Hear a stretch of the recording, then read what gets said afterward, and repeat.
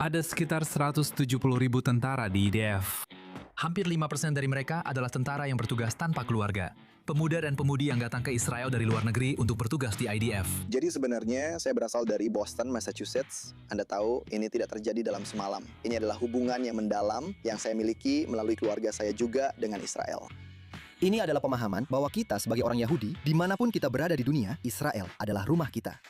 Pindah ke negara baru manapun bisa jadi sulit, tetapi bergabung dengan tentara di negara asing dan dengan bahasa baru bisa sangat menakutkan dan kadang-kadang terasa sepi.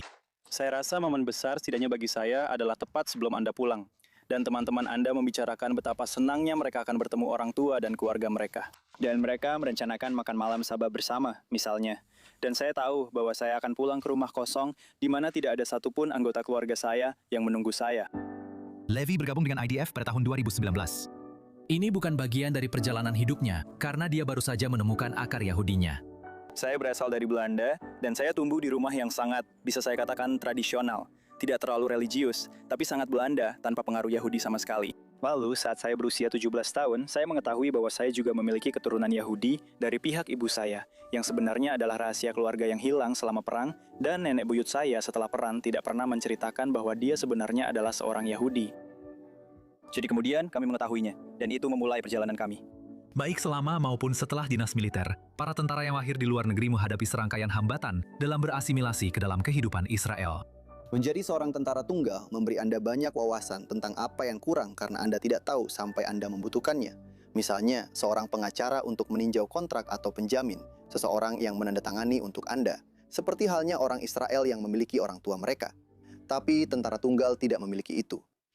Inilah sebabnya, setelah menyelesaikan tugas militernya pada tahun 2019, Max ingin menciptakan sebuah layanan yang akan membantu tentara yang bertugas tanpa keluarga menyesuaikan diri dengan kehidupan di luar medan tempur.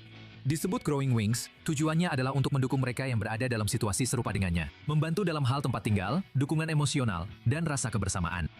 Seperti yang dia katakan, oleh tentara yang bertugas tanpa keluarga, untuk tentara yang bertugas tanpa keluarga. Jadi, apa yang kami ciptakan di sini adalah semacam pusat, di mana para tentara yang bertugas tanpa keluarga bisa menghubungi kami, dan mereka bisa memberitahu kami apa masalah mereka, apa yang sedang mereka hadapi. Kami akan menghubungkan Anda dengan organisasi atau orang yang akan membantu menyelesaikan masalah itu. Dan kami akan menindaklanjuti dengan Anda setelahnya untuk memastikan Anda mendapatkan apa yang Anda butuhkan. Salah satu orang pertama yang terlibat dalam program ini adalah Levi, yang setelah melihat organisasi ini secara langsung, naik pangkat menjadi manajer komunitasnya. Saya sedang mencari solusi tempat tinggal. Saya tidak punya tempat untuk tinggal. Jadi saya mendatangi Max dan saya berkata, bisakah kamu membantu saya? Saya akan masuk wajib militer dalam 2 minggu dan saya tidak punya tempat untuk pergi. Dan dia menempatkan saya di sebuah apartemen bersama tentara lain yang bertugas tanpa keluarga. Dan saat itulah saya mengerti bahwa ini adalah program khusus di mana mereka juga melakukan tindak lanjut dan memastikan bahwa kamu baik-baik saja, serta memberikan komunitas yang saya cari. Orang lain yang terlibat dalam program ini adalah Ariel Lubrina, seorang warga negara Brasil yang bertugas bersama Max. Dia bertindak sebagai mentor bagi para tentara muda yang bertugas tanpa keluarga, membantu mereka dalam perjalanan edukasi ke Polandia.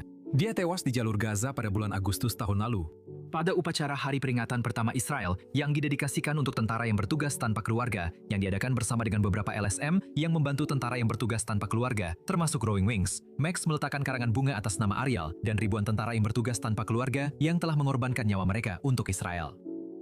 Ini termasuk Josh Boone, penembak jitu kelahiran Idaho yang akrab dipanggil Bear Jew, yang mengakhiri hidupnya sendiri pada bulan Januari tahun ini.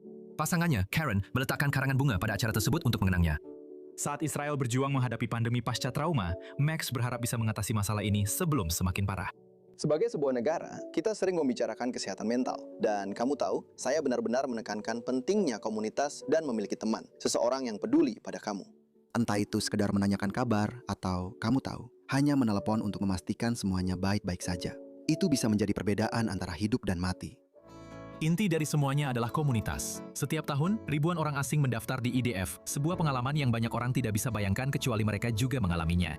Dan Growing Wings ingin pengalaman unik setiap orang menjadi kekuatan dalam kebersamaan mereka. Prajurit sebatang kara. Itu adalah gagasan bahwa kamu merasa kesepian. Jadi komunitas adalah cara untuk keluar dari perasaan itu. Jadi ini benar-benar sebuah inisiatif dari dalam komunitas. Pemberdayaan dari dalam komunitas. Karena inilah yang dimaksud setara. Kamu tahu, saya di sini untuk membantumu. Karena ketika saya membutuhkan bantuan, seseorang ada di sana untuk membantu saya.